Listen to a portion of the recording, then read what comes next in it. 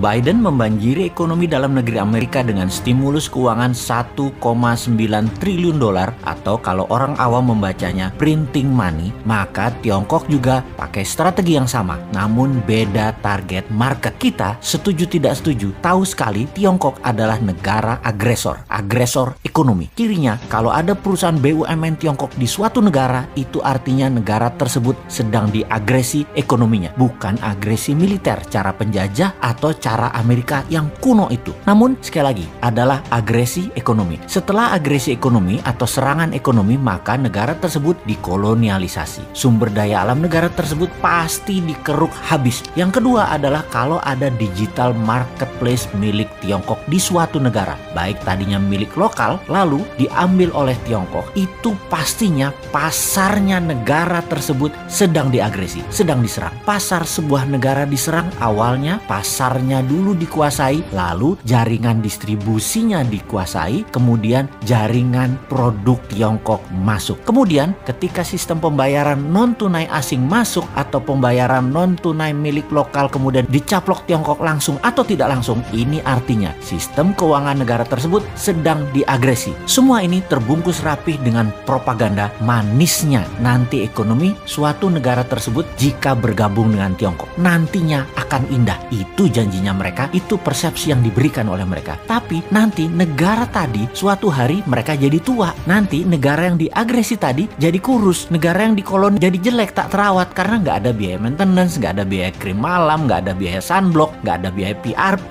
nggak dikrimbat rambutnya, nggak dipilates bodinya, nggak dikasih makan sehat tubuhnya. Begitu tua, jelek, penyakitan, pindahlah Tiongkok tadi cari bini baru. Sama, nggak bakal dirawat juga mereka. Ya dipakai terus aja sampai kering. Sedulur, perlukah kita urai apa sih yang negara tersebut atau negara selir-selir Tiongkok itu dikerjainnya? Juga ada pertanyaan, kok banyak sih negara mau jadi selirnya dan harus melayani kaisar Tiongkok tersebut? Strategi ekonominya ya sama seperti informasi di awal, dengan printing money. Itulah mengapa kita katakan berkali-kali, siapa negara yang pakai MMT? Ya hanya Tiongkok dan Amerika. Negara lain pakai teori ekonominya Adam Smith, pakai John Maynard Keynes, pakai ilmu-ilmu itu dah. Lalu bagaimana cara agar setelah SDA sebuah negara sudah di tangan, agresi berikutnya adalah pasar digital atau marketplace, dan setelah itu apa lagi? Yang dilakukan adalah mencekik ekonomi kelas bawah dengan mendapatkan dolar dari negara yang diagresi, agar kering mata uang internasionalnya, agar kering mata uang multi currency negara yang diagresi tersebut. Tiongkok memberikan insentif di dalam negerinya. Insentif setiap dapat dolar dibayar renminbi 3 kali lipat. Misalnya baju batik dicetak di Tiongkok, dijual di marketplace. Batik Indonesia, buatan Indonesia, harga pasarannya adalah Rp150.000 untuk atasan. HPP garment di Solo katakan Rp80.000. HPP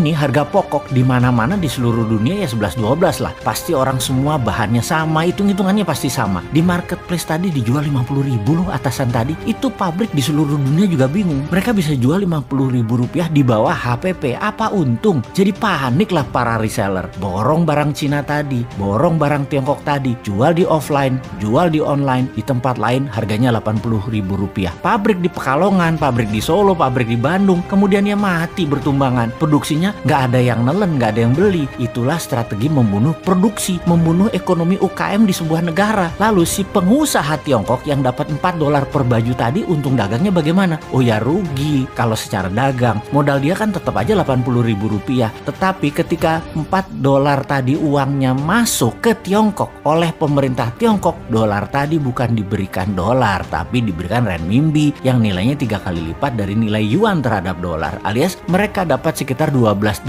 atau Rp150.000. Jadi modal tetap Rp80.000, jual dapat Rp150.000 karena dolarnya dikali 3 kan terhadap renminbi. Ya untung juga pedagangnya. Di sini dolar masuk Tiongkok dan renminbi dicetak aja, kasih ke rakyatnya sendiri. Toh untuk sektor produksi, Tiongkok print money renminbi 3 kali lipat transaksi dolar masuk ke Tiongkok. Itu kuncinya. Disinilah pedagang untung. Underlying printing renminbinya ada 2. 1, dolar yang nilainya sepertiga, sisanya manufaktur Tiongkok, sektor produktif, nggak bakal inflasi. Itulah teori MMT. Dengan satu strategi printing money, Tiongkok dapat dolar, Tiongkok dapat meningkatkan produksi, Tiongkok mematikan UKM negara koloninya, dan bisnis Tiongkok terus menyedot wilayah-wilayah lainnya lagi. Simpel kan bernegaranya mereka? Kok beginian aja nggak bisa ditiru? tiru sih, tempe bener. Nyampe nggak sih ilmu beginian ke pejabat ekonomi dan keuangan negara? Oke lah, sing sabar ya kaum new mind. Kita nonton aja old mind mainin negara. Walau nggak enak nontonnya, agak wagu,